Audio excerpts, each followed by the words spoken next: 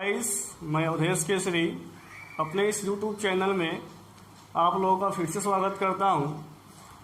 मैं आज आपके लिए फैक्टर एंड फैक्टराइजेशन से रिलेटेड कुछ चीज़ें लाया हूं।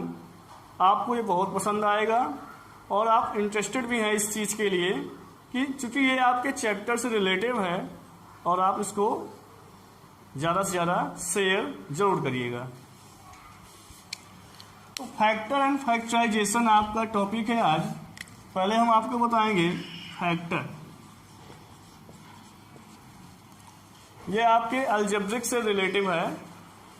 तो फैक्टर क्या है?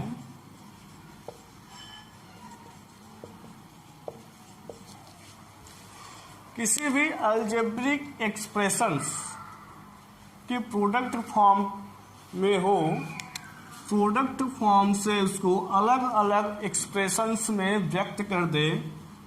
जैसे व्यक्त करने के लिए आपको इस प्रोडक्ट का या इसकी वैल्यू निकालनी होगी, इसका मल्टीप्लाई करना होगा। 3x का मल्टीप्लाई 4x में करेंगे तो 3 4 जा 12 और x का हो जाएगा x स्क्वायर माइनस ये साइन आपका लग गया। 3x का मल्टीप्लाई 5y में करेंगे तो 3 5 जा 15 और x और y का हो जाएगा कंबाइंड फॉर्म।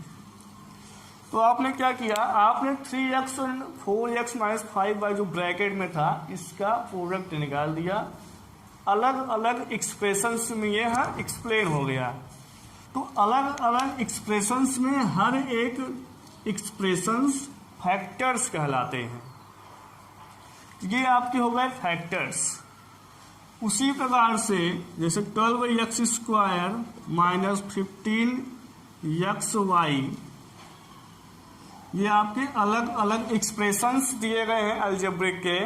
तो इस अलजेब्रिक एक्सप्रेशंस को कंबाइंड फॉर्म में ले आना या प्रोडक्ट फॉर्म में ले आना आपका फैक्टराइजेशन कहलाता है।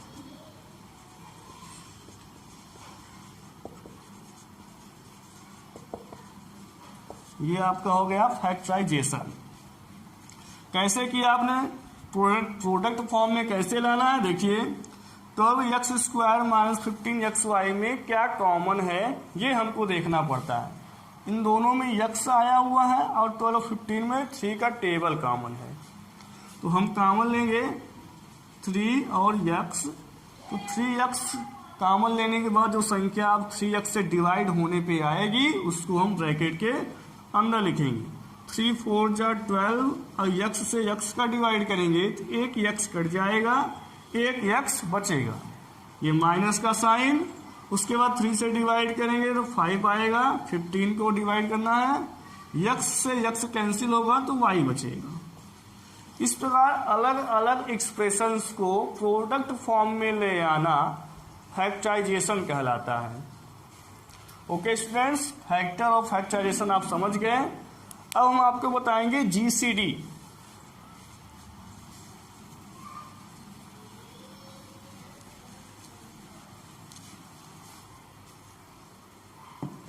जीसीडी यानी कि greatest common factor. GCD full form इसका greatest common factor. Greatest common factor ये आपके अलजेब्रिक एक्सप्रेशंस में यूज होते हैं। कॉमन फैक्टर क्या है? देखिए जैसे आपका एग्जांपल हो गया 4xy स्क्वायर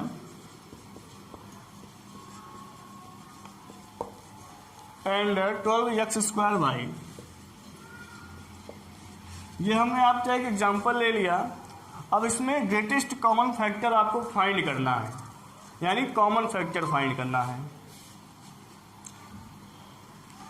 तो आप क्या करेंगे, 4xy स्क्वायर इनका अलग अलग फैक्टर निकाल ले। फैक्टर कैसे निकलेगा?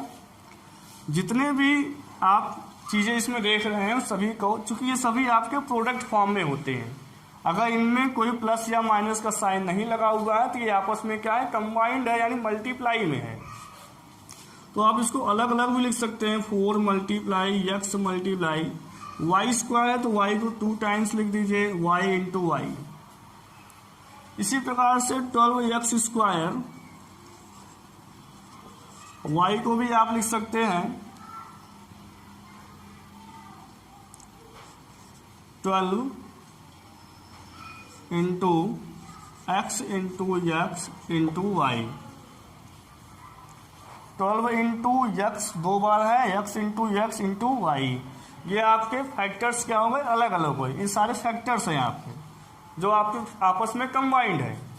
अब आप इसमें कॉमन देखेंगे, x कॉमन है एंड y कॉमन है, यानी ये x कॉमन है, ये y कॉमन है। ओके, और 4 और 12 में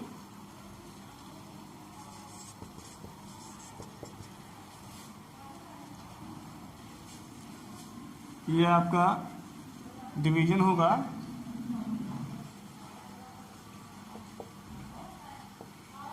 सॉरी यहाँ पर फैक्टर नहीं डिवीजन होगा, ग्रेटेस्ट कॉमन डिवीजन। तो अब आपको यहाँ पे फाइंड करना है फैक्टर, कॉमन फैक्टर। इसमें 4 और 12 के टेबल में 4 का कॉमन है, या 4 का टेबल कॉमन है, क्योंकि 4 1 जा 4 एंड 4 3 जा 12। तो 4 कॉमन ले लिए, x कॉमन है एंड y कॉमन है, तो क्या आया आपका बचा, इसमें 3 बचा हुआ है एंड x बचा हुआ है, y बचा हुआ है। ओके, इस प्रकार से आपका ये हो गया, ये मल्टीप्लाई में ही है, यानी आपको ये देखना है 4xy आपका क्या है, कॉमन फैक्टर है जो इन दोनों में कॉमन था। ओके स्टूडेंट्स,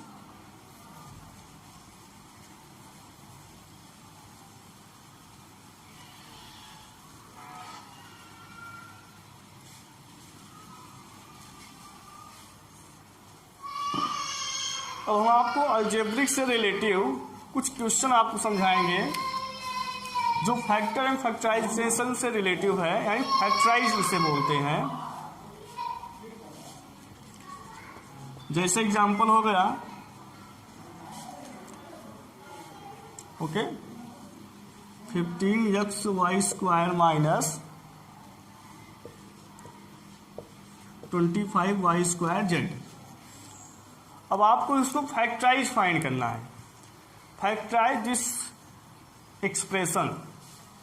तो फैक्टराइज करने के लिए आपका जो अलजेब्रिक आइडेंटिटीज है उसका भी आप यूज कर सकते हैं, यानी अगर वो यूज हो रहा है तो उसको यूज आप करेंगे। इसमें आपका देखना ये है कि क्या क्या चीजें कॉमन है, जैसा कि हमने आपको पिछले बार में समझाया कि कॉमन कैसे फाइंड की जाती है। इसमें आपको यहीं से डायरेक्टली आपको कॉमन पता करना होगा। जैसे इसमें आपका x इसमें है, इसमें x नहीं है, तो x कॉमन नहीं है। y² इसमें है, इसमें भी y² है, यानी y² आपका कॉमन है। और 15 और 25 में आपका 5 का टेबल कॉमन है, तो 5 का टेबल कॉमन लिया,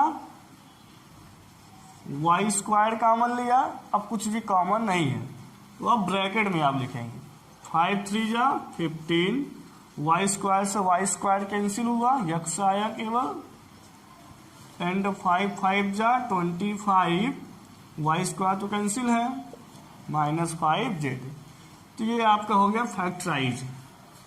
यही हमने आपको बताया था, अलग अलग एक्सप्रेशंस को प्रोडक्ट फॉर्म में ले आना ही फैक्टराइजेशन या फैक्टराइज कहलाता है।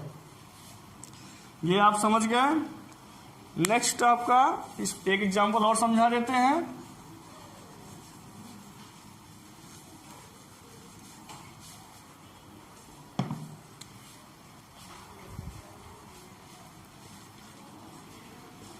x² + 6x + 9। अब आप इसमें क्या कर सकते हैं, इसमें तो केवल ये x कॉमन इसमें है, लेकिन इसमें तो नहीं है, और न ही कोई टेबल कॉमन है, तो आप यहाँ इसमें आप जरूर आइडेंटिटी का यूज कर सकते हैं। जैसे देखिए x² + 6x को हम क्या लिख सकते हैं, 2 ×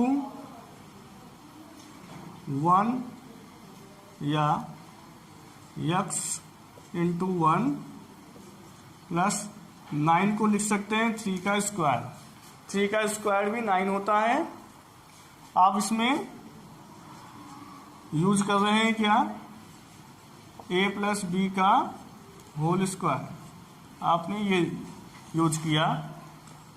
तो x प्लस 3 का होल स्क्वायर, ये आपका प्रोडक्ट फॉर्म में अब आ जाएगा, x प्लस 3 x प्लस 3, ये आपका आंसर। ये क्या हो गया, आपका फैक्टराइज हो गया।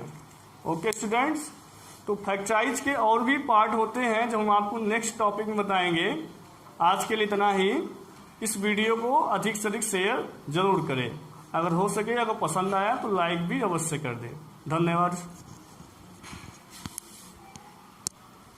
हेलो स्टूडेंट, मैंने अपने वीडियो में फैक्टराइज पढ़ाते समय लास्ट में कुछ मिस्टेक कर दिया है, जिसका सही प्रोसेस मैंने भेज दिया है और मैं आप लोगों से सॉरी भी कहता हूँ।